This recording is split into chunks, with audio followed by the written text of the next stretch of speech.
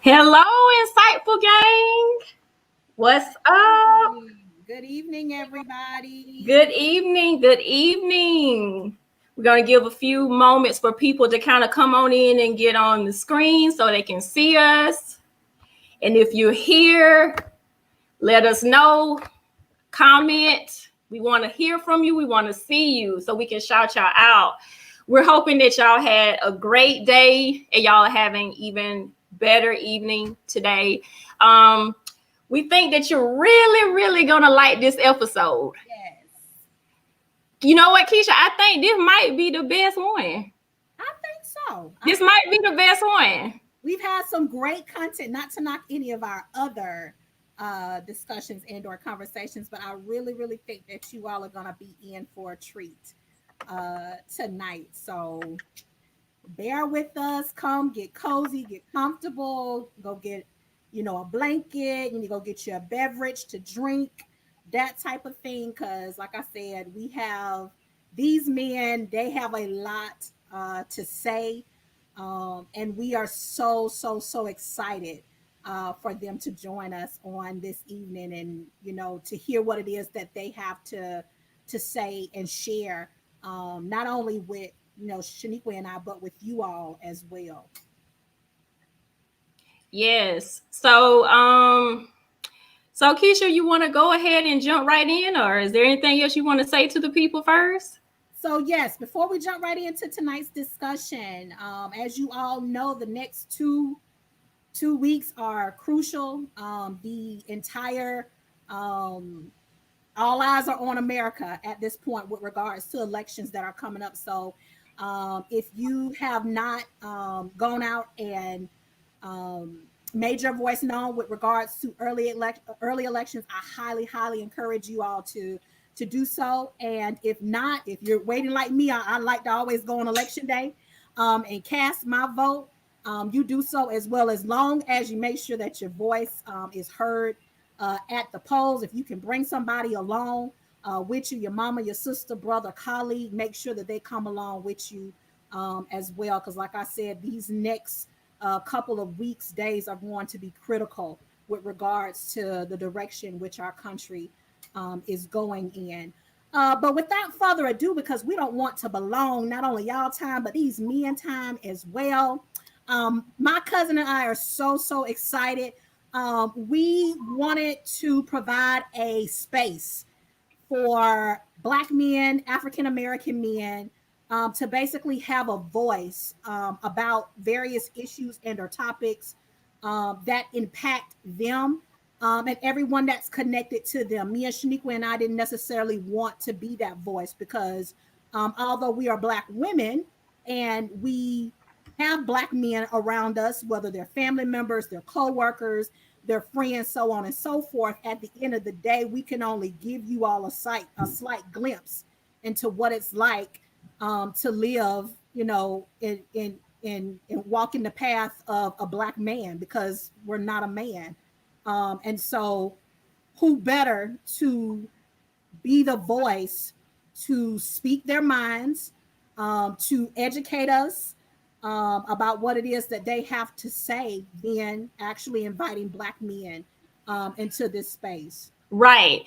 And so that's why we wanted to do this, because we already did an episode about Black women. So we thought it was only fitting to give the men a chance to really express their views and their personal experiences and things like that. So like I said, we think that you really are going to enjoy this episode, and we want y'all to be in the comments. Okay.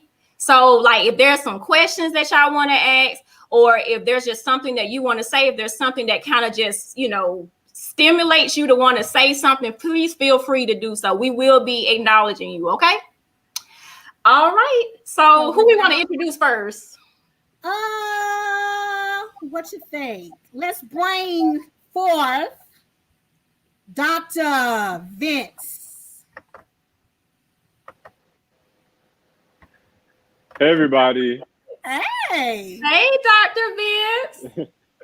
I just want to say before we get started, thank you to Shnequia and Lakesha for having me on the platform. I really do love the show and what you all do. So I'm very excited to be a part of this conversation tonight. Thank you. You want to tell the people a little bit about yourself, Dr. Sure. Vince? So I'm Dr. Vince. I'm a licensed clinical psychologist here in Atlanta, Georgia. And I have a private practice, Dr. Vince Psychological Services, where I'm really committed to the mental health, emotional well-being, and general wellness of Black men. So my clinical practice really focuses on Black men specifically, but not exclusively, but really centering the needs and experiences of Black men's mental health. And let me just tell you, I've known Vince for a very long time. He's one of my really good friends, and we used to work together, and he is awesome at what he does, okay? When I tell you somebody that really knows clinical work, I mean, has a really good rapport with like the clients that he serves and things like that. He is the real deal, Holyfield, okay? I just want to let y'all know that, okay? Thank you. I appreciate that. So who do we have up next, Lakesha? Next, we would like to introduce Damon. Hey, what's up, y'all? Hey. Well, thanks for the Arsenio Hall intro. Right. So, Damon, you want to kind of tell the people a little bit about yourself? Tell our insightful gang about you? Yeah, no problem. Well, first off, thanks for allowing me to be on here, and share my point of views and my perspective on, the culture. I'm originally from Georgia. I live in Tampa. I do corporate work during the day, and during the evening, I run a multimedia company podcast. New podcast drops tomorrow. Random side note, part of the Rando Game may be listening right now or in the comments. So subscribe to us. We're on every major podcast platform. Just go and hit us up. We'll be out tomorrow, first episode. Hey, congratulations on that too. We can't wait to hear it. All right, thank you so much. All right. And then last but certainly not least, we have Antonio Walden. What's going on, everybody? Good to see you guys tonight. Lakesha, Shnequia, thank you for the invite. Thank you for having me on. I appreciate it. You're welcome. Cool. To Dr. Vince, Damon, great to sit beside you guys virtually. I am Antonio Walden. I am born and raised in Georgia. I currently reside in Marietta. Like Damon, during the day, I'm corporate Bruce Wayne. By night, I'm Black Man. I run a entertainment company. I am the host of the Audacity podcast on Spotify and Apple. It's TheAwdacity. Been out for a few months now. So like, subscribe, share. After you like, subscribe, and share to Intimate Conversations with SNL. Good. I'm glad you did that. Yes, and I want to say also, before we get started, I know that y'all saw that dope promo trailer that was created. Damon was the one who did that. So we just want to like shout him out for that because he did the thing. He did that. Anything for y'all. For sure. So we really appreciate that. No and before we move forward, also, for those of you all who know both Shnequia and I, then you also know the connection that Antonio has to the both of us. All of us grew up in Thomasville, Georgia, aka the City of Roses, aka 9. 29, baby. AKA the 912. That's how far back we go to 912. Okay, way back. Yes, been in all different kind of school organizations and things of that nature. So Tony, thank you so much for joining us on this evening, as well as Damon and Dr. Vince. Yes. I just wanted to acknowledge one of the comments. Our lawyer viewer Tiffany, she was saying good evening. Aw. And she wished you a happy early birthday. Oh, thank you, Tiffany. Tiffany, that's my bestie. All right. So anyway, y'all ready to get started? Y'all ready to do this? Absolutely. Yep. Let's do it. All right. So we just have a few questions that we want to ask y'all. Not only do me and Keisha want to know this, but I'm sure that our lawyer viewers and listeners want to know these questions too, know the answers. So we just kind of want to start off with, How do y'all feel about gender roles? What y'all think about that? I can go first because I'm gonna be pretty short. I honestly, I personally don't subscribe, I'll say, to them. If I get home, I cook, I clean, I change diapers, I feed, I burp. There are certain things I don't allow my lady to do just because I think it goes back a little bit to protection, not so much that she can't do it. Like I don't allow my lady to pump gas or open doors or handle trash. And like that's just me being me, saying I don't want you to touch stuff that I perceive as being dangerous, or I don't want to say dirty, but unclean, because I don't want you out messing with trash when I think that's something I should be doing. But I mean, I generally don't subscribe to them. Okay. Anybody else? I mean, I'll go. And so You go ahead. Go ahead, Damon. Go ahead. I mean, I'm kind of like Antonio. I don't typically subscribe to gender roles. I think we are all. I think when we get stuck in the mind set of one gender role, and then once we violate or step outside what one think we may do or should be doing, and I think that's when a lot of problems arise. I think as long as we talk together and come together and come to a mutual understanding of what we will do and how we are to communicate and how we are to display those gender roles within family, within any sort of environment that we're in, I think as long as those guidelines are set and everybody agrees to them, I think everything will be all right. Yeah, the issue that I have with gender roles is kind of the expectation that comes with them, and the idea that you're not a quote unquote, and I'll just talk about men because that's the episode. You're not a real man if you don't do certain things that are expected of you. So I ascribe to gender roles in certain aspects, like I dress in a particular way and I use he him pronouns, and kind of like Antonia was saying, I'll open the door or do certain things when I'm in the presence of a woman. So there are ways in which I do ascribe to gender roles. I think the issue though is that we judge people based on whether or not they are closely aligned to those roles. So if you're not masculine, if you don't like sports, if you're not built a certain way, don't dress a certain way, that means you're not quote unquote a real man. And so I think the value judgment that comes when people deviate from those gender roles, I think that's really the issue. I'm not sure gender roles in and of themselves are an issue because they're constantly evolving and changing. What it means to be and look like and present as a man in 2020 is very different from what it meant in like 1720 when men wore makeup and heels, right? And so they're constantly evolving and changing. But when we restrict people and only allow them to exist in a certain box, I think that's really the issue. Okay. Thank y'all. Because it's limiting. And it limits the human experience. The human experience is so much more than what can be defined traditionally as a man or a woman. And we don't allow people to experience their full humanity when we expect them just to be aligned with this particular role. See, that's interesting because I never thought about it that way, Dr. Vance. And like I said, I don't limit. I guess I never thought about it like that way, but I act in that way because, like I said, I don't limit I guess specifically women to what they can and what they cannot do. But the way it was presented to me by my dad was, I mean, it's like I said, it goes back to protection. I don't open the door because you're not strong enough to. I open the door because I was taught that if we're going into a place, it should be a place that I feel is safe enough to take you. So if I'm opening the door, I'm getting you out of this world that is volatile and unsafe into a place that I know is safe. And the reverse, when we're coming out of it, I should open the door because I can look outside first and see what's going on out there. And if it's something you don't need to be involved in, I can keep you out of it.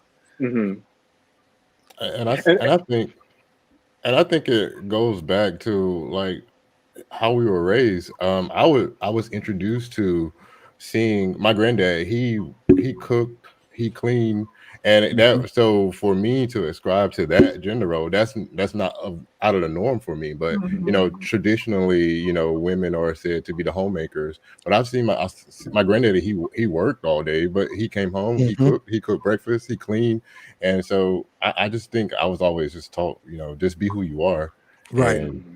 And as long as you're being who you are, then I mean, And I mean, let's be real. I mean, if you hungry and you gonna sit there talking about I'm not gonna cook, that's woman's work.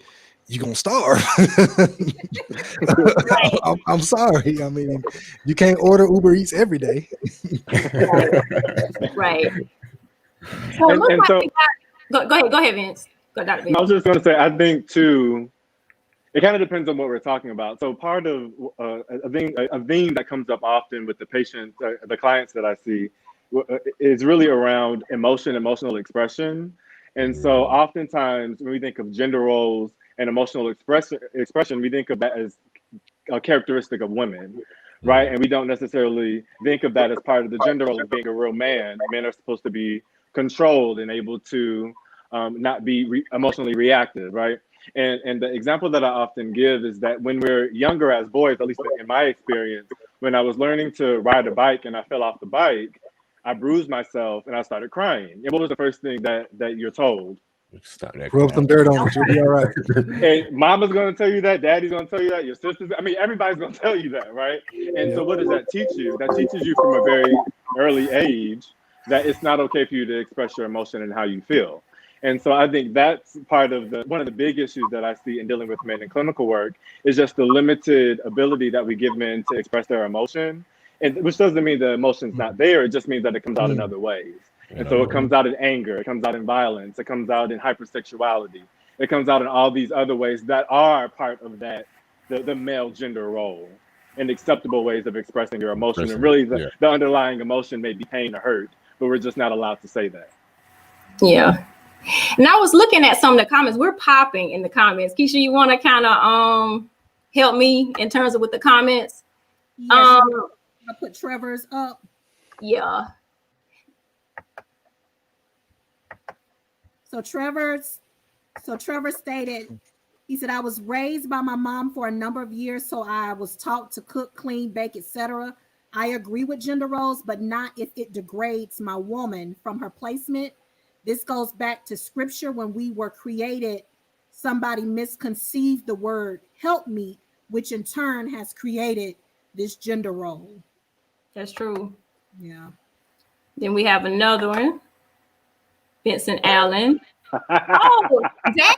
Okay. Dad. Oh, this is Dad. Okay. Like, I was like, why does that name sound familiar? Okay. Like, that's my son. There's a balance. And based on cultural variances, they play dangerous roles. In the Western Hemisphere, we just have to remain thoughtful. Time and space has its validity. That's true. Very true. Very true. Thanks, Dad. Okay, we got Lawana. I think the point of a relationship is a helpmate. Everyone plays a part to help the household run smoothly and to put others before yourself. And so if I can kind of comment a little bit on what my dad was referring to, I think he was referring to the ways in which gender roles have evolved over time, right? And depending on cultural space. And really, I also think there's an interesting relationship between what we think of as gender and gender roles and white supremacy and racism, because really Black people, at least in America, have never been, we've never ascribed to gender roles because we haven't had the opportunity to. Men and women work next to each other in the fields from the time that we got here. And so this idea that women stay at home and take care of the family and men go out and work has never been the case for Black people in America. In fact, women have had the opportunity to work even when Black men didn't, because Black women have always been able to be homemakers for white folks historically in this country. And so oftentimes we talk about gender roles as if they apply to Black folks, when historically, at least in this country, they never really have. And I agree. And I think the last thing I said, I think in some ways, our desire to ascribe to gender roles, traditional gender roles, is really a desire to get closer to whiteness and to have the white picket fence and the 2 kids and the dog that white folks have. But that's kind of another part of the conversation. I was gonna say that for a later part of the conversation about with women and social injustices and things like that. So I think that kind of goes where we're gonna go later. Yeah. Okay. So we ready for the next one? Yeah. So question number 2, gentlemen. When it comes to Black males, how do Black men deal with mental health concerns given the current climate of our country? I'll take a deep breath. Yeah. I think we are just trying to deal. Did you hear me? I did. Yeah, we heard you. Oh, okay. I was gonna say I literally did just take a deep breath. But I think we are trying to deal. It's not how I think we're still navigating that space. It's very traumatic to leave your house and not knowing if you will come back home, given the current climate, and Right. to try to rationalize that or come to terms with what that means. And for a lot of people, it means different things. But I mean, me personally, that is a thought when I leave the house. And that's a thought when I see a cop pull up beside me. That's a thought, even if I'm not doing anything wrong. That's a constant thought. And so having to deal with that constant trigger of, seeing triggers every time you leave the house we're still trying to cope. We're trying to find a way to cope. Yeah, I 100% agree with what Damon said. But it's crazy that it's gotten to the point that leaving the house is a trigger. So you don't have to leave the house to see a trigger. You just have to have that thought, okay, I need to go to Target. Oh crap, I need to go to Target. Like that's where we are right now. But I mean, as far as handling it, I mean, I'm gonna be honest with you. I stay home as much as possible. Like I don't go anywhere unless I absolutely have to. Like every time I get ready to get up and leave the house, I actually stop and think, okay, do I need to leave the house? Or do I need to leave earlier, or make sure I'm back by a Right. certain time? I mean, these are just thoughts I have. So Yeah. Right. And I think it's not only scary for like us as individuals, but also I always think about the other Black men that I know.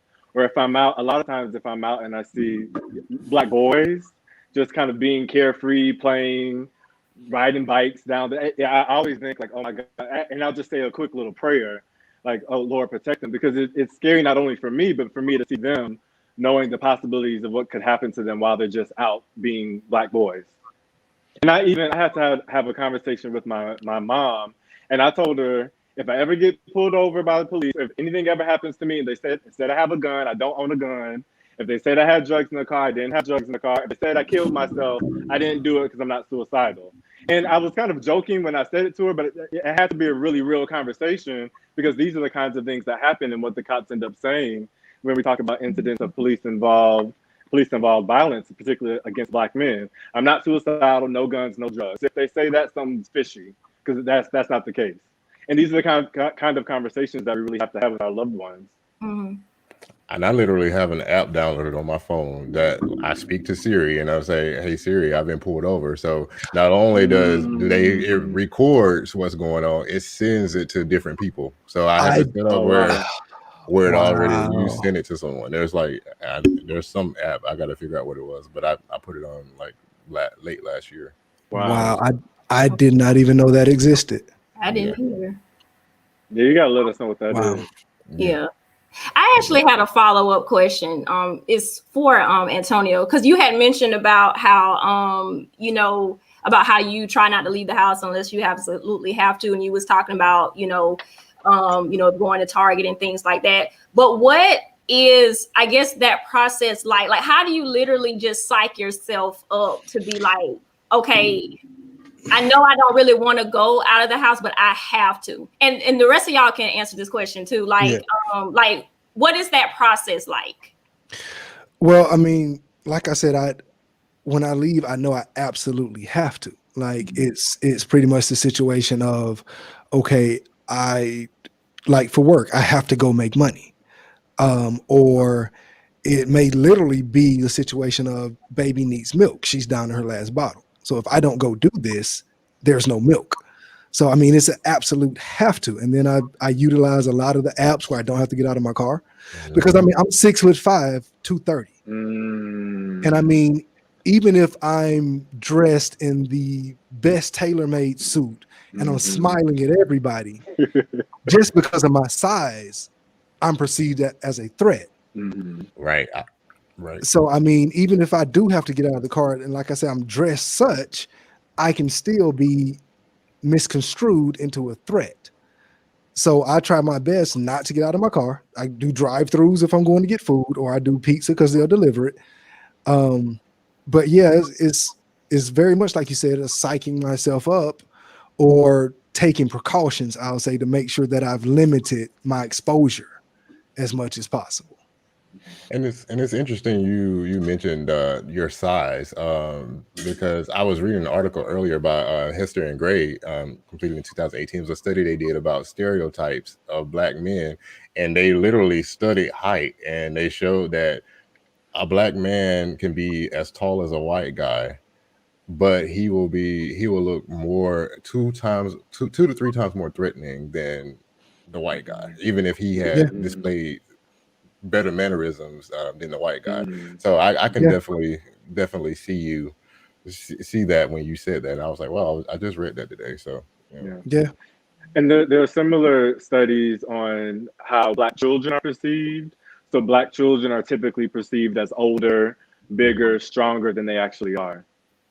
wow, And thinking of, for example, the Tamir Rice situation, where I think Mm. somebody said that they thought he was a much older teenager than he actually was. He was what, 12 years old? Yeah. Yeah. Mm, mm, And they also studied how, New York was doing stop and frisk. Like tall Black men got stopped more than short Black men because they look more threatening. But Black men got stopped more overall, of yeah, course, but the taller Black guys were stopped more often according to their study. yeah. And I wasn't even aware of, I guess subconsciously I was aware, but what made me, I guess, consciously aware is I was going to the chiropractor because I was having back problems. And the chiropractor, who was a white male, was the one that tell me, he's like, look, you're making yourself smaller, and it's in turn hurting your physique. mm, So because you're trying to hunch over, you're trying to scrunch your shoulders in, and that's causing your spine stress. mm. Mm. Wow. So I mean, it's a lot of stuff that's apparent that comes to, I guess, the way the world is now, but it's a lot of unforeseen circumstances that we endure as well too. Hmm. And I know Dr. Vince probably has way more experience in those things than the multitude of us. Yeah, so part of I think what you're alluding to is what we call race-related stress. And so essentially it's the psychological ways in which the experience of racism affects people of color.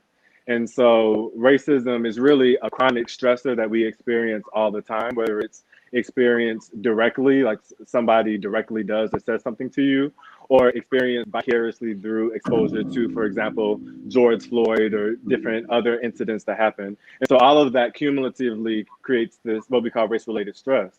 And it's just the ways in which it impacts us psychologically. It could lead to depression or anxiety, and it can also lead to what Antonio was talking about in terms of physical issues. We know that stress is horrible on the body. It leads to increased levels of cortisol, which in turn can lead to obesity, can lead to heart disease, and it also just shortens your life in general.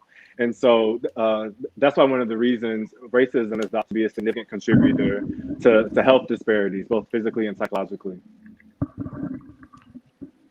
I believe it. Okay. So I just saw a question that came up. It's kind of related to the first question that we asked about gender roles. It's from Trevor B. As it relates to sports, how do you guys feel about women playing sports that are deemed mainly such as football, basketball, etc.? So what do y'all think about that? No problem with it.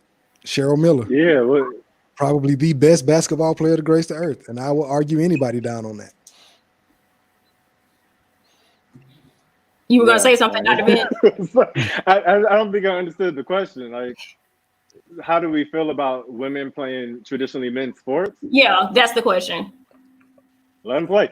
So this is the thing about this is the thing about gender roles, and this is just like my mind overall. If what you're doing works for you and ain't got nothing to do with me, I really don't care. As long as you're not harming children, As long as you're not harming me and everybody's consenting to what they're doing, you go ahead and you play your sports and you throw your balls and you catch them and you have a When flat, you get fabulous time. tackled, and you have And if I fun. don't like it, then I will not watch it. And that's Amen. that on Amen. that. 'Cause Well, and I really think we need to get to the point where we just let people live free. And I appreciate the question. So this is not Yeah. Yeah. to demean. Because Yeah. I think it's a good question, and I think the heart of it I think is important. But I think we really need to get to the point in talking about gender roles, these expectations we place on people, where we let people live free. Life is short. Mm. Live free. Play your sport. Right. Throw your balls. I agree. It makes you happy, do it. Yeah. Yeah. Right. Absolutely. And also in talking about gender roles, I think it's also important for us to realize that not everybody identifies as being a man or a woman, and that we have to get to the point where we realize that that's okay too. And again, I think this goes back to our allegiance to white supremacy, is that this very binary idea of man and woman is actually not core to who we are as African people. Because in many indigenous African cultures, they had a much more expansive view of gender. And there were other people who were not necessarily man or woman who may have been considered in between, or what we may consider transgender today, or gay and lesbian, what we may consider that today, who actually were in many indigenous African cultures very important to the functioning of that society. So much so that they, in some African cultures, were thought of as gatekeepers to the spiritual world. So it was actually the trans people, the people who weren't clearly man or woman, who are responsible for entering the culture and society into the spiritual world, being that liaison between the natural and the spiritual world. And so I think it's important for us also to recognize that people come in all different shapes and sizes, and maybe our desire to say, you need to be a man, you need to be a woman, is much more of a result of white supremacy than it really is of this of a desire to be like a strong Black folks, because that's not necessarily true to who we are as people of African descent. That's not our culture. Thank you for that. Vince, your father actually made a comment. I think as it Oh, relates Lord. the second question that we were talking about with mental health concerns and you all leaving the house and things of that nature. He stated once you become a father of an adult young Black man and grandfather of young Black men, it's very concerning. However, our spirituality has been lifted for the time. Yeah, so I was thinking of this, so it's interesting that he noted it. I actually remember the first time that I was racially profiled, and I was in the car with my father, and we were in Pentagon City, which is an area of Northern Virginia, DC area, which is a very nice area, maybe similar to like Lenox area here in Atlanta. And at the time, I was driving a BMW, so a very nice car with tinted windows. And I'll never forget the cop pulled us over. I was driving. I had just started driving. I was 16. And the cop pulled us over and asked for license registration, said that the tint on the windows was too dark, didn't give me a ticket, and let us go. And so after, I'll never forget, my dad started laughing, and he started laughing, and he said, "Oh, you were racially profiled," and started laughing. So in my 16-year-old mind, I was so confused. I didn't know what was going on. So it wasn't until really recently, when all these police-involved shootings were on the news, and we were seeing it didn't click for me until recently that he laughed so that I wouldn't be scared, and he laughed so that I wouldn't cry. And what he was trying to do, and Dad, correct me if I'm wrong, if you're listening, and maybe he wasn't even aware that he was doing this, but I think what he was trying to do was to take the power away from that, so that wouldn't stick with me as a scary experience. And so I'm sure as a father, he was probably terrified, right, of what was happening, and the realization that now as a driver with him in the car, I still can be subjected to this. So what is going to happen when he's not around? And so I think that's the way many of us have learned to cope, is to laugh, to keep from crying, and also to laugh, to take the power away from these situations, so that our children and grandchildren aren't as scared, when really it's a very scary situation. Wow. Thank you for sharing that, Dr. Vince. Yeah. Okay. We ready for the next question? Bring it on. So our next question revolves around well, from a sense, the whole situation with Megan Thee Stallion, but also from women like Breonna Taylor who have yet to receive the justice that she deserves, Sandra Bland, and so on and so forth. And so the next inquiry we would like to pose to you all is why do Black women not receive the recognition, or why is there not an uproar like it is when it comes to Black men, when it comes to social change? So it's called intersectional invisibility, basically. So basically, Black women are not even viewed to the same standard as a white woman, so they're more ascribed to Black men. And then so once they began fighting, we began fighting. They are basically, society views Black women as subservient to a white woman. So if you can picture that in your mind, you and a white woman having the same accolades, same background, same upbringing, you all equal, you wouldn't even be viewed as capable, even if it was a Black man in this situation. So basically, when women fight for their rights, they are seen as less than, and so that's why we don't get it. And so when we get all the Black Lives Matter, and when all the police brutality against the Black man happen, and if it happens to a woman, it kind of gets lumped in, kind of like the same as it would be with the Black man, because Black women are kind of considered Black as if they were a Black man in comparison to a white woman. But I think that's the question she was getting at. Why do we as Black men allow that to be the case?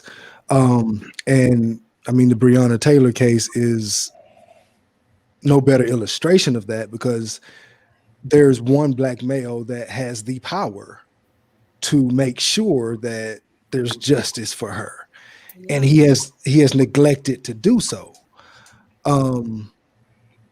which lends another conversation that everybody who looks like us is not for us. Kinfolk ain't skinfolk ain't kinfolk.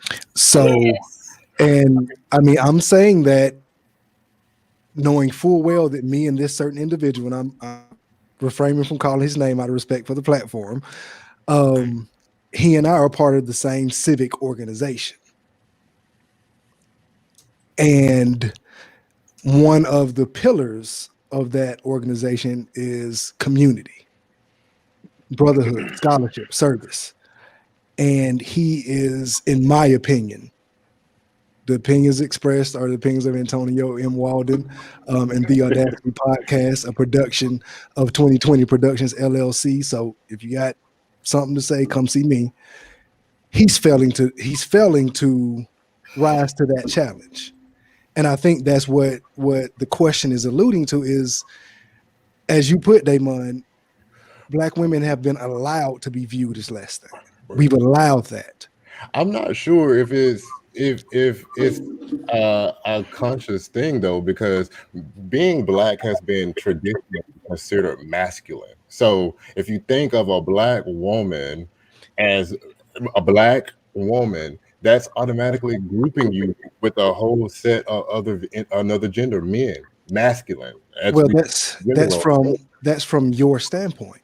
I think from the other end of the table, it's all one thing. Black is Black. And if you happen to be Black and a woman, that's two strikes against you. I get that. Yeah, and I'm not saying that it's right. I'm just saying, I'm just trying to answer the question. I'm not saying it's right by any means. So all the Black women out there, I cannot stop this, but this is a real thing. Like, this is a real thing. And because we have been, because Black is kind of seen as negative and masculine, and then you're a woman who, if even in Eurocentric society, they are lesser than the men. So that's two negatives right there. Like if you subscribe to that, and so that's why when they're fighting for Black Lives Matter and the men that are killed, and it happens to a woman, when that happens, it doesn't get the same play. Exactly. Exactly. Right. That's so true. Well, and that's because Yeah, I mean, and I'm not disagreeing with that. I'm just saying that we've allowed it to be framed in that context. Because as sad as this case is, it's not the first time that a Black woman has been victimized. Mm-hmm. And if we had, and I say we as a collective, not just Black men, but we as a people, had have stood up the first time it happened and every time it happened, then we wouldn't be looking at this situation as we are now, if that makes sense. And so, Shnequia, when you first asked the question, what came up for me was a Malcolm X quote, and I just want to read it. He said, "The most disrespected person in America is the Black woman. Mm-hmm. The most unprotected person in America is the Black woman. The most neglected person in America is the Black woman." And I think what has happened historically for us as Black folks in America is that as we've tried to ascend and gain rights and move forward in this patriarchal system, which is what it is, it's a male-centered system. In order to move forward in a male-centered system, you have to center the experiences of men in order to move forward. And so I think that may have been adaptive at some point, because how else do you move forward in a system if you're going to be part of that system, right? You have to center the experiences of men. So maybe historically that was important. And there's issues with that. I'm not saying that it's right, but I think that's the way that we have learned to function in this system. The issue is that I think we have continued that and perpetuated that. So we continue to center and focus on the needs of Black men. So when we say Black Lives Matter, we're not necessarily talking about all Black lives. What we're really talking about is the lives of Black heterosexual cisgendered men, and then everybody else kind of goes down from there, right? And we're not even talking at all about black trans women, right? So when we say Black women, we're really talking about the Black cisgendered women, because Black trans women we definitely don't care about, right? And so Right. I think there's a certain group, like we have focused on the needs of Black men to ascend in this patriarchal system, and at no point did we ever stop to reconsider, like, the way that we're doing this is we're not really fighting for equality for everybody. What we're really doing is trying to open the door for Black men, and then Black men kind of shut the door behind us and say, Black women, y'all figure it out. And I think it all boils down to is, are we going to look at Black women as less Black or more woman in order for them to get their attention? Wow. That's real. Because that's where it comes. That's where the breakdown comes. If we view Black women as Black, then they get the same treatment as a Black man. But if we view them as a woman, they may get some sort of equal treatment or some sort of likeness of the treatment of a white woman. Well, like Dr. Vance articulated, it's honestly the system that's the issue. Right. Because the system was established, let's be honest, for white males. Right. So in order to have even a chance to play the part, you have to be a male. Mm-hmm. Now, the system inherently has safeguards in it that a Black male can only get so far. So in order for, I guess, the question to be corrected about our Black women, the system has to be remade. And until that's done, there honestly, and I'm sad to be the bearer of bad news, but I believe there's no way for, number one, Black men to have an equality.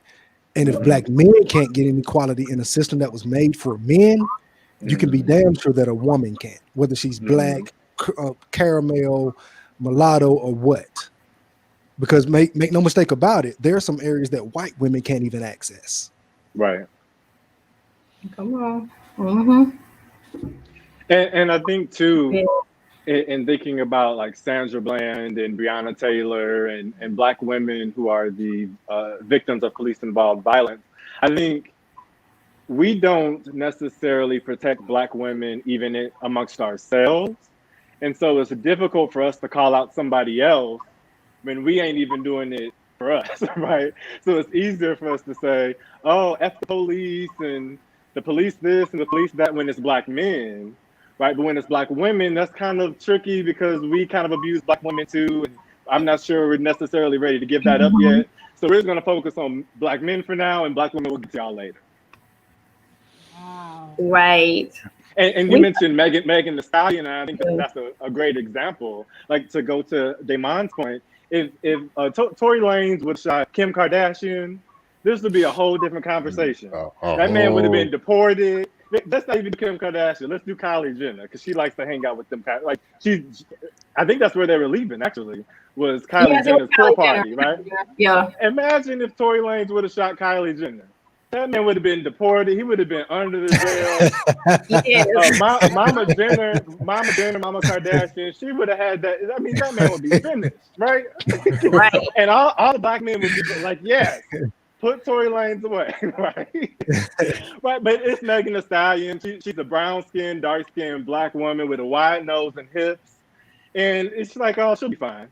It's her job to protect Tory Lanez. And it's our job to support Tory Lanez the way he does because he dropped an album and then we're all listening to it.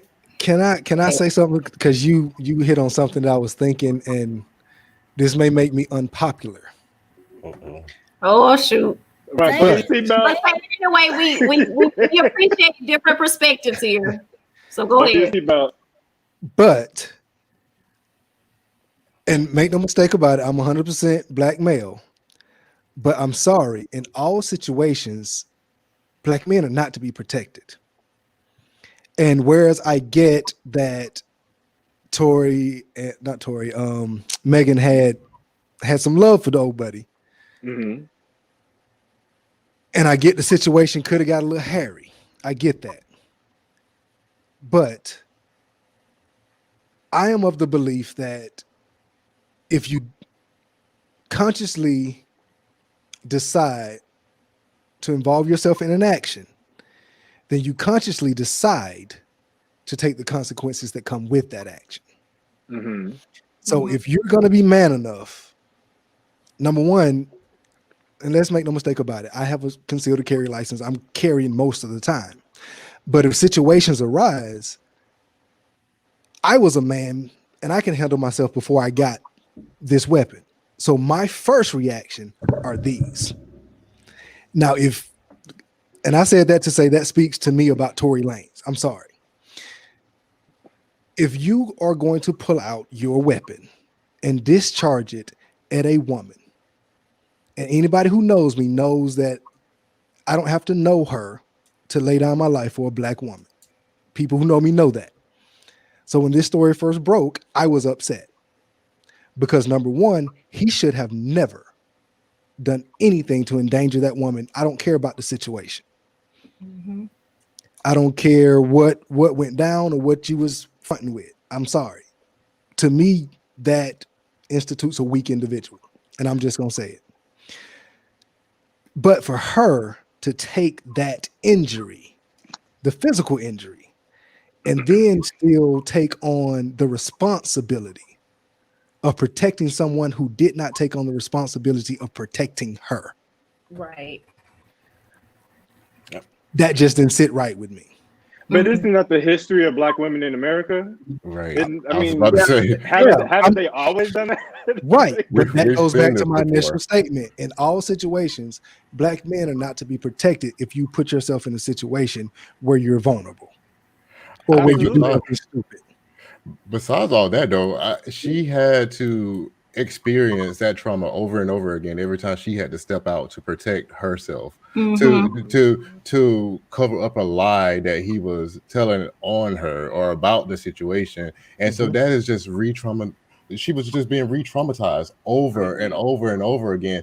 And for her or any woman or any person that's experiencing that was just wrong all in itself. Right. And then I get what Dr. Vince's point. He made the album and he said some things on there that he didn't do it but then he begged and all of that. But I mean, at this point, you did it.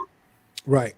Own it. Up to own it, move forward, take your 22 years, 8 months and keep going. Like just keep moving. Right. But and I just wanted to say something real quick too, especially about with Megan, and you was talking about Damon, about her just being, re-traumatized over and over about that, especially when she was having to prove that this actually happened to her. And like, to me, I just feel like we often have to do that a lot with as black women. We have to prove that we're victims. Like this happened to us, like nobody will believe us. And so I just wanted to bring that up when you made that comment, because it made me think about that. Yeah. And Or Shnequia, just to oh, add to your point, it was not only black men going in on Megan.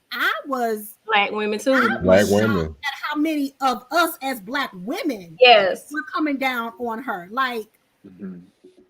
we may not have shared that type of experience with her, but like Dr. Vince said, at some point, all of us have went hard for a man that we know at the end of the day did not deserve it. Dead wrong. And for Right. you to sit up Right. here and treat her, I mean, they were going on Instagram and Facebook and Twitter. To me, that was crazy within itself. And then so it showed, just like Dr. Vince mentioned earlier, just the divide that we have even amongst ourselves. Mm-hmm. Yeah. Mm-hmm. Well, see, and that goes back to what we were saying earlier, is that we should have made sure that black women were validated long ago. Yeah.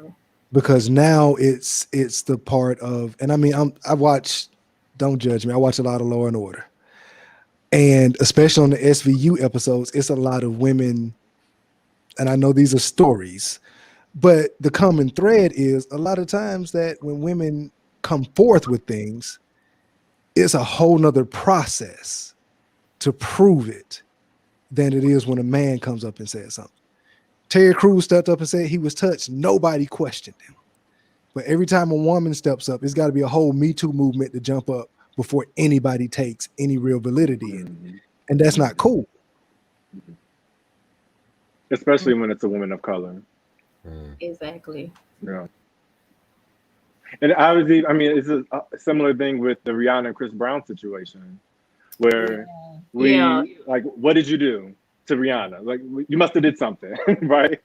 And Chris Brown is still able to go and have a successful career, and there's no, repercussions here and there. But in terms of, like, again, had that been Kylie Jenner or Kim Kardashian, his career would have been done, right? So we don't respect black women the same way we do black men. And if in any of these situations, Megan Thee Stallion or Rihanna had been replaced with a black male superstar, right, where there was this kind of vibe between two black men, we would respond very differently as well. So the reality is that we don't respect, as Malcolm X said, black women are the most disrespected people in America. And I think it's really important for us to start realizing, like, we need to start thinking about these things differently. And I know we talked about this on our previous call, but really it starts individually, internally. With checking ourselves, I think Right. especially as men, to say, okay, wait, part of male socialization is sexism. And I think we need to say that. Part of what we think of to be a man is to be over women, right? To own women to some degree, whether it's their bodies or them as partners. And not necessarily to honor and cherish women. That's not necessarily part of what it means to be a real man, not to think of women as equal. So I think we really need to reconsider, what does it mean to be a real man, and what is the relationship between men and women, and how can we start to rear our children differently, to think of boys and girls, men and women, people as being equal. I think that goes back to your dad's point earlier too, when he mentioned, the black men, and how we were supposed to be helpmates, and it kind of like evolved from there. So I think that's a good point. Just going back to your dad's comment earlier. Yeah. Well, I mean, just to round that out, and once again, these are my thoughts. The woman was created Oh, to be a Lord. They're his thoughts, y'all. the woman was created to be a helpmate to the man, which means that there are areas that as a man you are supposed to be weak in. But like we said earlier, the way that we've been brought up is that we should show no signs whatsoever of weakness. Mm-hmm. Mm-hmm. So what am I to do with a woman if in that teaching I really don't need her? Mm-hmm. So you have to be comfortable enough within yourself. And like you said, it starts individually. I mean, this is never going to be a cultural shift if it's not an individual shift first. Mm-hmm. So we as black men have to say, okay, cool. I know I'm not cool in this area. Like me, I'm going to be real with you. Budgeting is not my strong suit. So when I was looking for my match, it's going to have to be somebody. It was going to have to be somebody who was good with money, because Tonio just want to get paid and buy this new buy this new microphone, buy these headsets, and buy this new laptop. And look here, I'll worry about y'all when I get to y'all. So I mean, I had to admit where my shortcomings were if I ever was going to find the woman I was supposed to be with and be able to honor her the way that she's supposed to be. So like you said, it would be cool if we were labeled as being over a woman if we still was able to respect her strengths and lift her up in those areas where she's supposed to be lifted up in. So we as Black men have to get to the point where we can shake off, like you said earlier, to rub the dirt on it and walk off. Because I'm gonna be honest with you, I broke 2 toes last week, and I still been going to work because I'm of that mindset, like you said, that I ain't supposed to show no weakness. And I'm gonna be real with you. A pinky toe, that mug is important. Yeah, you need that. You need that. Like, anybody who ain't broke a toe, let me explain something to you. They are important, okay? It ain't even I'm right-handed. It ain't even on my right foot. But that thing is impactful in my life. Do you understand? yeah. So I mean, it's to get back is something that we have to do as Black men. Number one, to be strong enough to be weak, and in that strength, you actually find where you're supposed to be. And until we as Black men get where we're supposed to be, our Black women will never be protected. They'll never be respected because we are not in the place to demand it. Thanks for making the ladies. You better preach that. Yes, I told you this is real conversations tonight. Yes. But in that same thing, no, hold on though, but there's like it's equal and opposite. Because if there are Black men in the places where we're supposed to be, Black women cannot minimize their place. Black women cannot take for granted the power that is assimilated to them because of the right standing of Black men. And I think too that speaks to the ways in which we all participate in what some call toxic masculinity. And so this idea that you can't be weak. I mean, bruh, like go to the doctor. I went. No, I did do that. I did do that. You shouldn't be walking on your broken pinky toe. But, did you know they can't cast your toe though? There's no cast for it. They gave me some gauze and like wrap it up on me. That's why they say go and rest and put your feet up. I think and they told me how to make Percocet at home too.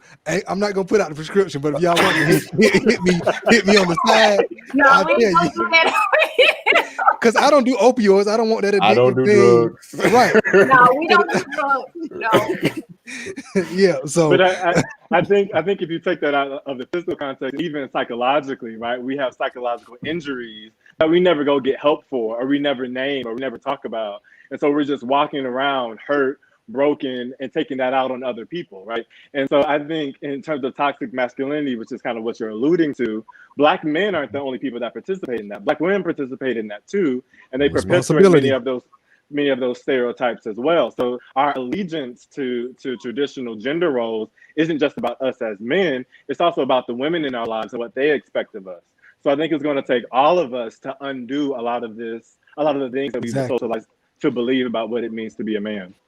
Right, and I think it goes back to your the ladies' conversation that you all had, and I think a part of that conversation were the gender roles, and I think it was said on there, you know, that a man should do this, and I expect my man to do that, but what if he wanted to cook and she wanted to be out in the yard working? Like, where and whose world is that not okay? Like that's my thing. That's conversation though. Right, I mean, right. And it goes back to what I said at the beginning. As long as you all have it set up and that's how you all are going to function and operate, then that's you all. But, you know, I don't think we should be stuck into these roles because I think, as Dr. Vince said earlier, it limits our humanity. It limits who we are, and it keeps us from becoming our full person, becoming fully actualized, self-actualization and all of those things. And so I think once we begin to truly live and be who we are, unapologetically, I'm a Black man, unapologetically. And once we are able to say that and stick to it and ascribe to it and live in it and walk in it, then only can we begin to change as the individual and then spark the change around us. Yeah. Listen, I have a rule, and I had to get my wife on board with it. If you ain't paying bills in my house, I don't need your opinions about what go on in my house. Real. Wow. Yeah. That's real talk. And a question that I often will ask my clients is who would you be if you didn't have to perform?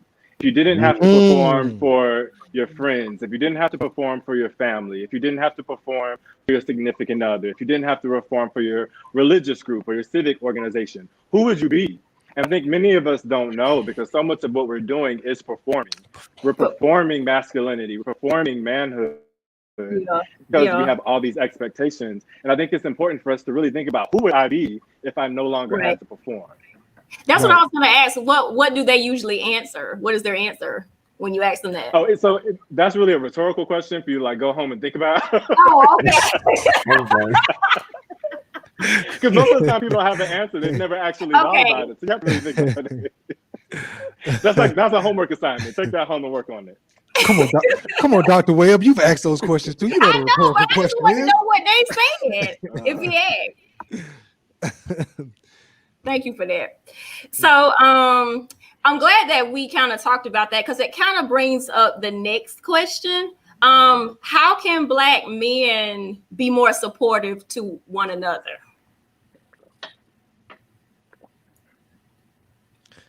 I'm gonna say it goes back to what we were talking about is being, I guess, secure and strong enough to be weak. I mean, a lot of times if you hit up one of your homies, you're like, hey man, just checking on you, how you doing? And their response, I promise you, is like, I'm cool. Like I had a good friend, like actually I would classify him as a brother to pass away from cancer. And everybody was hitting me up like, what, how are you? Are you okay? And I mean, when I say good friend, this man stood beside me on my wedding day. Not figuratively, physically. He was there right beside me. He was a groomsman right next to me. And when everybody's calling me, my response was, I'm okay, I'm cool. When honestly, I wanted to detach. But like we said, Black men are taught that you have to bear what comes your way. And most times people expect you to do it with a smile. I don't mind showing I'm emotional and I'll tell anybody that. If I will tell anybody I cry on movies and I'm not afraid to say it. I mean, I connect with the characters and I cry. Like I'm an emotional person and Yeah. I know I'm also intuitive and empathic. So I think it helps me navigate life and understand people more by allowing me to be vulnerable, to connect to those emotions that a typical man may not want to connect to.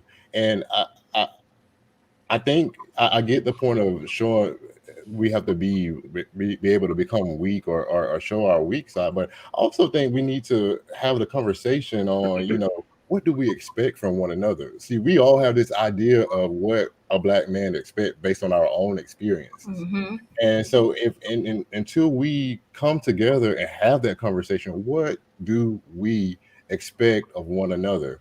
Then we can't work together until we come to a mutual common ground.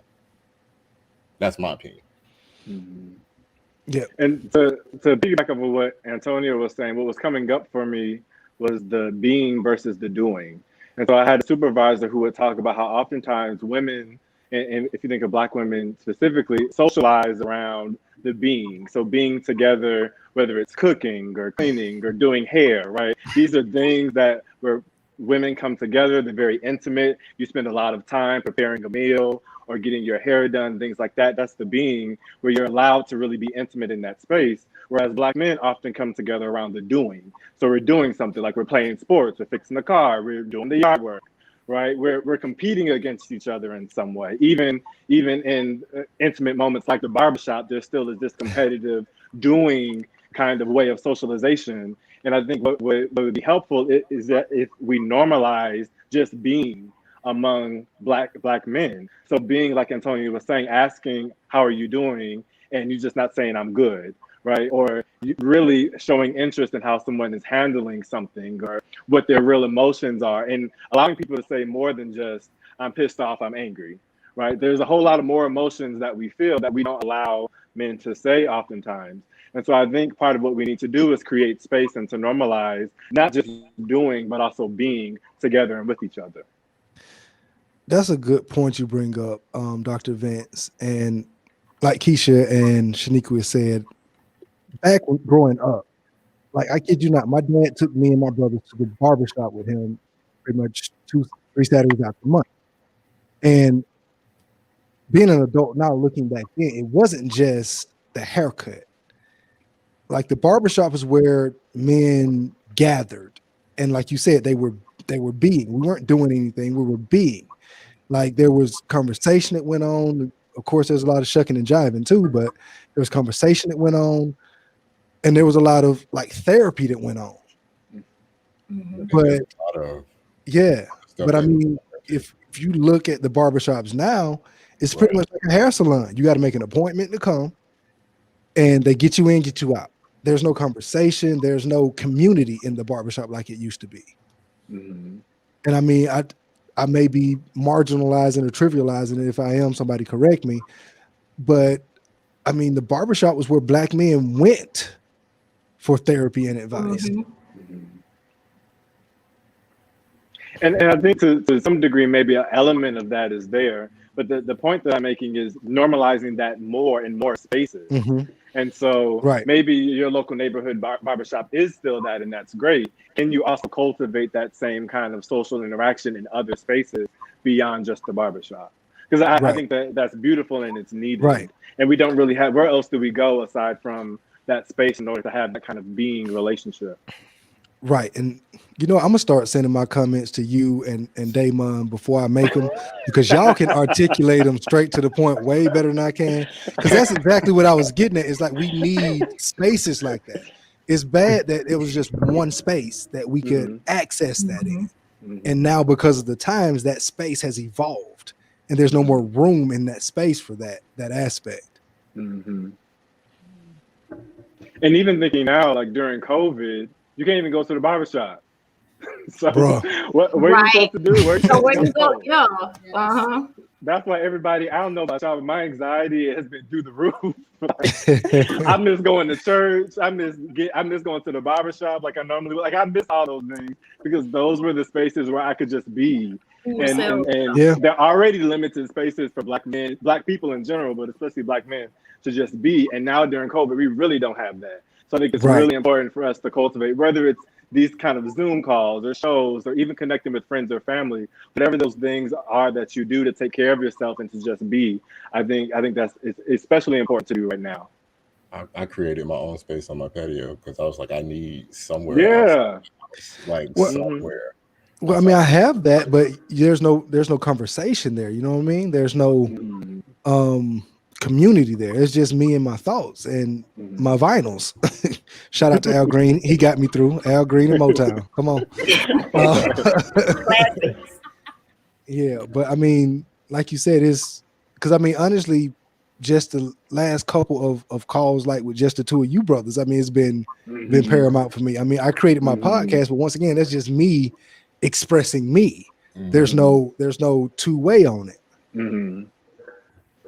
And so I think too, Shnequia, your original question was what can we do to support each other? And I think supporting each other is important, to Antonio's point, that kind of community we do need. But also the thing that I heard from the two of you was self-care. And I think self-care is really probably where we should start, because I'm not even sure that as Black men, we really know how to take care of ourselves beyond doing stuff and playing video games and going to the bar. Like we don't really know like what does self-care actually look like. And Audre Lorde was a civil rights leader from like the 80s, and she has a really good quote. She says, "Taking care of myself is not self-indulgent, it's self-preservation, and that is an act of political warfare." And what I often will tell my clients is that as Black people, we've been told that our lives do not matter. And if our lives don't matter, then taking care of yourself doesn't matter. So self-care is not just about being self-indulgent and going to get a massage for the sake of doing it, right? Or going to get a manicure, pedicure, or your haircut just for the sake of doing it. It really is one of the ways that we can act against the system that says you're not worthy of taking care of yourself. True. Y'all dropping gems left and right. Knowledge, mad knowledge, yo. And I'm here for it. And I think our viewers are here for it too. I mean, we Yeah. went to school for a little bit. I know, right? A little We got the bit. student, we Hey, got the I'm student sorry. loan These student loans, forgiveness. I went to school for a lot of bit, homie. Mine too.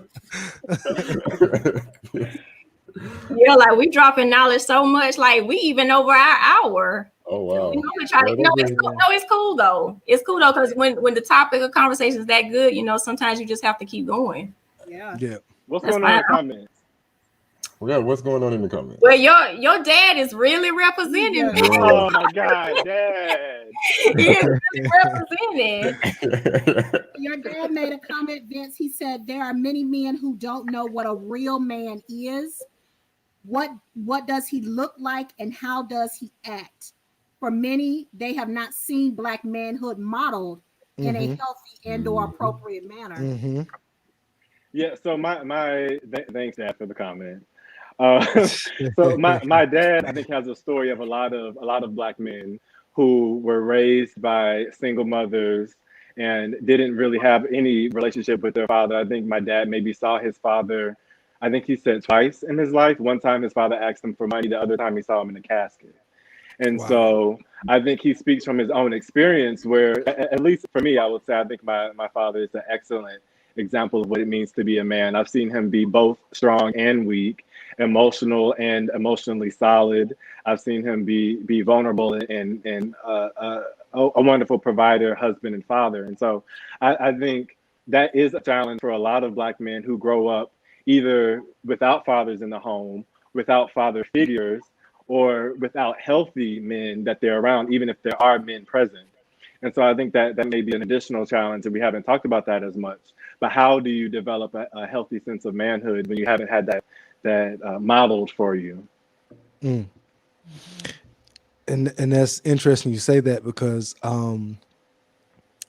like my dad is the same, and it didn't register to me until I was well into my 30s that my dad never knew his dad. But what I saw was, like you said, my dad get up and go to work and make sure that everything that was needed at home was there. My dad worked in construction for years, long days, but still when he came home, he was still there helping with homework. And on Saturday mornings, Pop was going to get up and cook.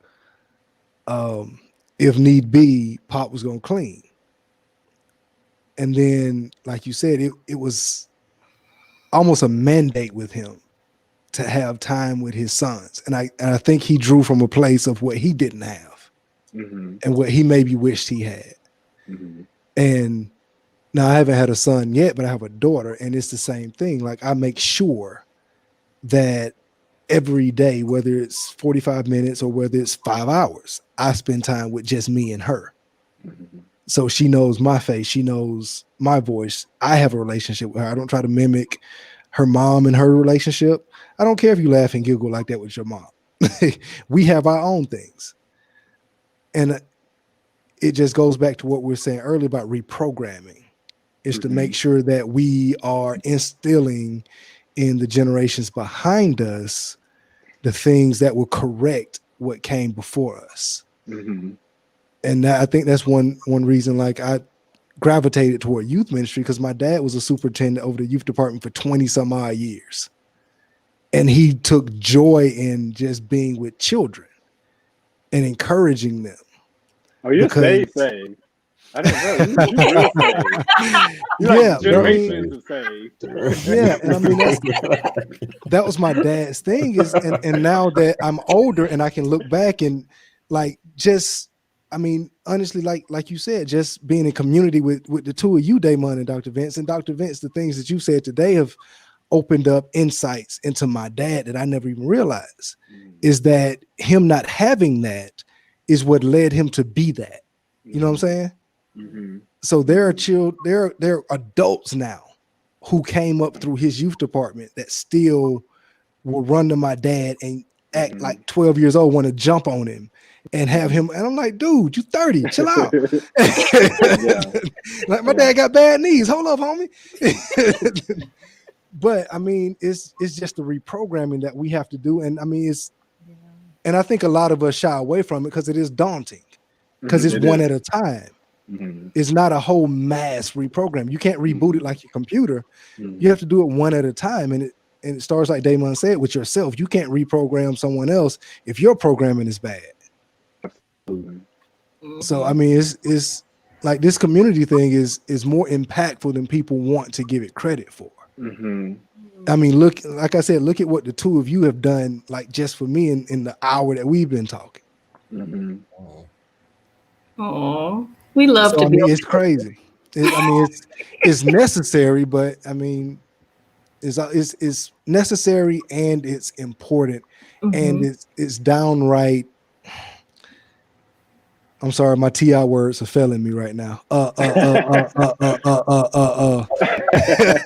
You know, Imperative. there you go. Yeah, that's what Ti does. He's loading up one of the SAT words. And something I think to your point, something to add, if there are like single Black women or single mothers who are watching raising boys, we often talk about like a woman can't raise a man, it takes a man to raise a man. But I think what can be really powerful is not just the presence of the father in the home, but also father figures. And so I had a very active father in my home, but I also had a lot of father figures and uncles and other emotionally stable, healthy Black men around me that shaped my idea of what it meant to be a man. And so even for those viewers or folks who may not have, who may be raising Black boys and may not have a man in the home, or may have a man in the home who's not healthy, I think really exposing Black boys to healthy Black men in whatever capacity, whether they're uncles or the pastor at the church or teachers, mentors, older cousins, older brothers, the man down the street, right? Whoever the barber, right? Whoever those folks are, I think it's Yeah. important to have those healthy role models, regardless of who they are, whether they're in the home or not. And sure, Exactly. and Exactly. I've said this on one of my podcast episodes before. A lot of what I've learned, I, I I give credit to your statement, but Black women, I've learned a lot from Mm, Black men, but the Black women in my life have mm, also taught me some very, very valuable lessons on dating. Things mm. that are typical, that a guy or a male growing up needs to know. So I think we can learn from Hmm. both. Absolutely, absolutely. Yeah. Mhm. Yeah. Yeah. And I think Lisa said it perfectly. Be the change that you want to see. Yeah, Yeah. be Yes. the change that you want to see. Amen. Yeah. Amen. That's it, Right. because it starts within. Yep. Oh yeah. Yes, Yeah, this has been a Yes, great conversation. it has been. it has. So we got one more inquiry for you all. The last question that we would like to pose to you all as a panel is, what type of assumptions have you all come across when it comes to other races and or ethnicities? That wasn't Um, in the docket.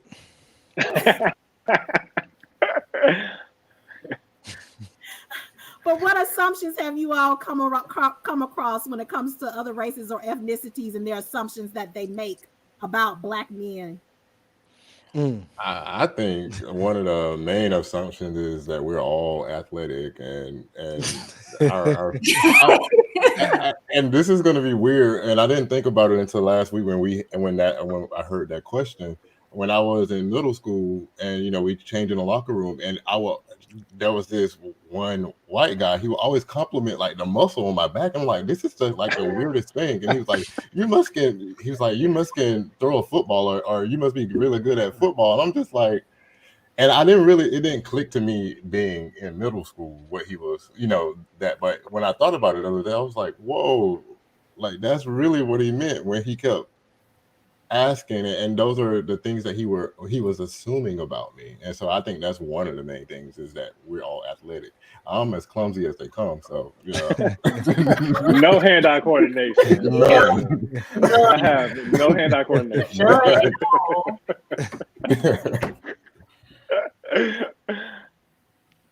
I remember one time I was while I was in grad school at UCLA, I got pulled over by a cop, and I was going in the direction of UCLA, which, if you're not familiar, is a really nice part of LA, predominantly white.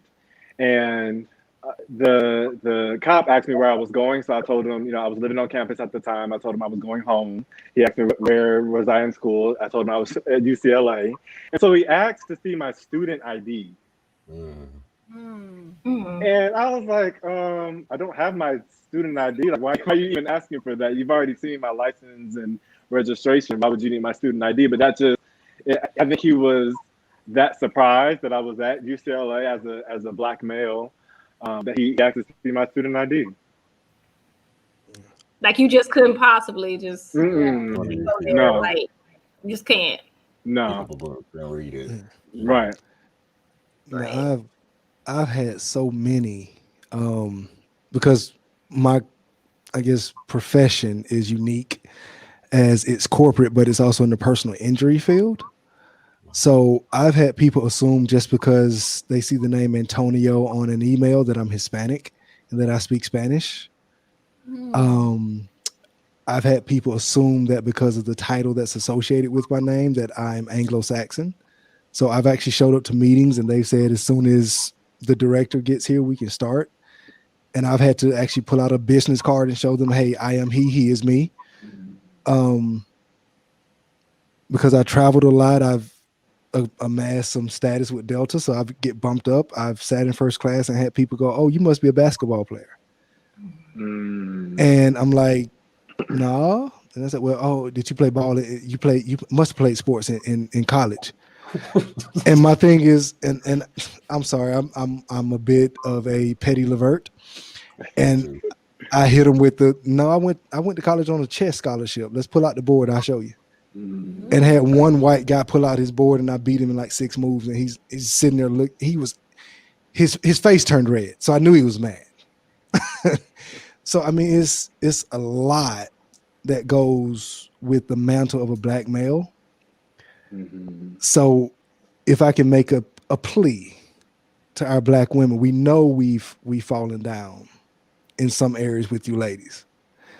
But if you can be patient with us, it's a lot that we shoulder and we don't know how to deal with it.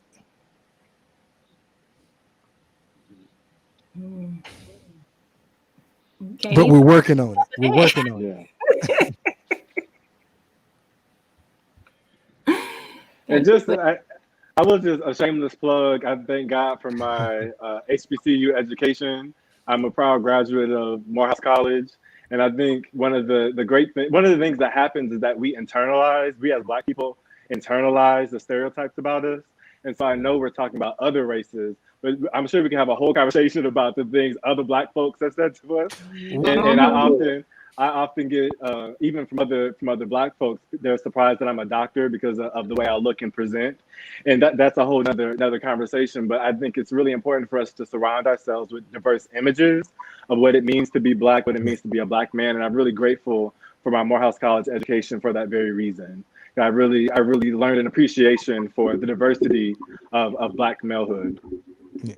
Oh, one more stereotype. So I deal with attorneys a lot. So attorneys always want to go and play golf. And they're surprised when I say, yes, not only do I play, I own my own clubs.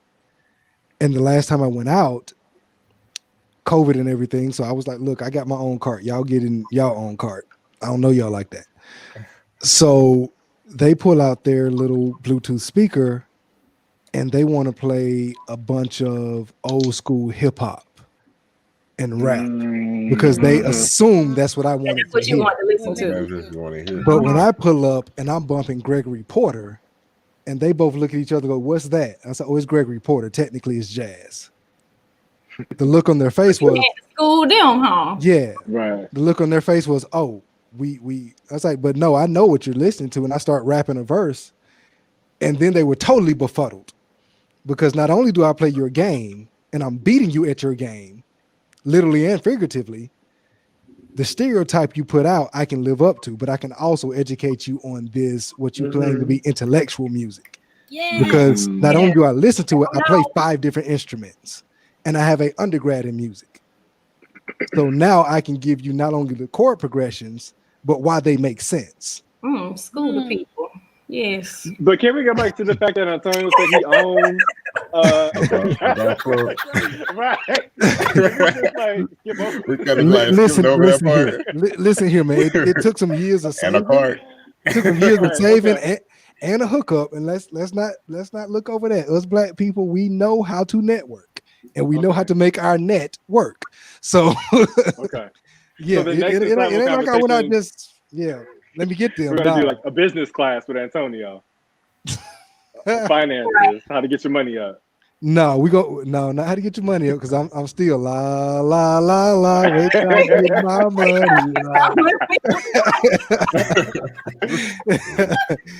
Like I said, we're gonna show you how to network and make your net work. Because everybody you meet, and that's the thing we need to realize, is everybody you meet has value, whether you recognize it or not. Right. So I never meet somebody and talk down to them. Yes. I always talk up to them. Mm-hmm. So it's always sir and ma'am and yes and no. I'm never going to be disrespectful to anybody, because you don't know who you're talking to or how they can impact your life in the future. Absolutely correct, Antonio. That is so correct. Mad knowledge. I hope y'all getting that mad knowledge, viewers. I mean, we definitely brought it this evening. Brought it to y'all. Well, looks like we are definitely coming up to the end. If there's anybody that's listening and watching us, if y'all have any, quick questions that y'all want to ask our panelists, y'all can do so at this time.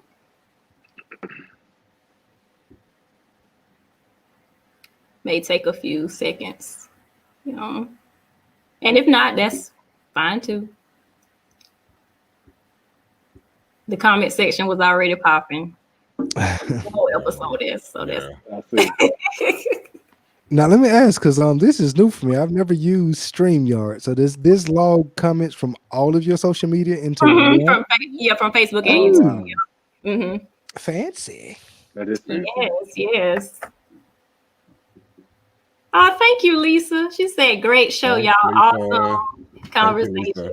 Thank you for listening, Lisa. Yes, thank you for listening. So, does anybody want to share any final thoughts before we get out of here this evening? So I will say, go ahead. I just say, always be you. Be your true, authentic self, and look out for your neighbor, your brother, your sister. And, always try to lend a hand where you can. Okay. I was just going to say, I'm a big proponent of therapy. I feel like everybody needs to be in therapy, whether you're experiencing a major depressive episode, a breakup, struggling with COVID, whatever it is. If you want to learn more about me, you can find me on thedrvince.com, THEDRVINCE, thedrvince.com. Well, but whether it's me or another therapist, I think it's really important for us to find somebody that you feel comfortable and safe with to talk about what you're going through. Just like when you're feeling sick, you go to a doctor, or you go to a doctor for physicals. I think it's important for us to go talk with someone about what's going on in our head to make sure that we're well mentally, physically, and emotionally. I'm going to say, go vote, please, sir, ma'am. Yes. But before you go vote, please go do your research. Now, I realize that there's no perfect candidates, but there are some candidates that may be a little bit better suited than others. So please go vote, sir, ma'am. Know your polling places. Early voting, you can vote anywhere in your county. So you don't have to vote at the one closest to your house, because that's probably the one that's the most packed out. Yeah. If you guys looked at the news, the location here in Marietta is the one right next to my house, 2 miles away. People stood in line for 8 hours. I drove an additional 15 minutes up the road and voted in 30 minutes. 8 Please hours. Go. Yeah. Lord. That's a whole work day. Right. One of my cast members, he was in line half the day. Easily. I once again thank you guys, Shnequia and Lakesha, for the space. Damon, Dr. Vince, thank you guys for making me seem like I have some intelligence. If you guys are so inclined, please like, share, subscribe to Intimate Conversations with SNL, and then go in insightful. I'm sorry. Insightful conversation. Insightful conversations with SNL. And then go and find The Audacity, TheAwdacity, on Spotify and Apple Podcast. But yeah, we got some work to do. I mean, on both sides. And it's something that's going to take time. So we have to allow ourselves to try and fail and try again. Yeah. And we are doing the work. We have work to do, and we're doing the work, and we can celebrate what we're currently doing. Yeah. Amen. Yeah. Yeah. All right. You got any final thoughts, Keisha? No final thoughts, cause they pretty much said it all. I mean, we don't really got nothing to say. They Happy early birthday. Yeah, happy early birthday. Yes. Thank you. Where's the COVID party up here in A? Where's the socially distanced? We'll talk about that offline. You don't want to invite your viewers? Ooh. We'll talk about that offline. I cannot. But we really do appreciate all three of y'all for being here with us this evening, and really just, being candid and just being open. Because I mean, we don't get to see this a lot. And I personally, am glad that we were able to create this space for our viewers to hear from Black men. Absolutely. Because I know I don't hear it a lot, and I appreciate it. So thank y'all so much for agreeing to be a part of this episode. Thank you. Thank you. All right, Insightful Gang. Well, that is all for this evening. As always, please continue to like, share, follow, subscribe to all of our social media platforms. Not only can you watch our podcast on YouTube and Facebook, you can also listen to our audio podcast on all major audio podcast platforms. And until the next time, which is in 2 weeks, 2 Mondays from now, y'all be safe, take care, and love one another. All right, then. Y'all have a good night. Good night. Good night.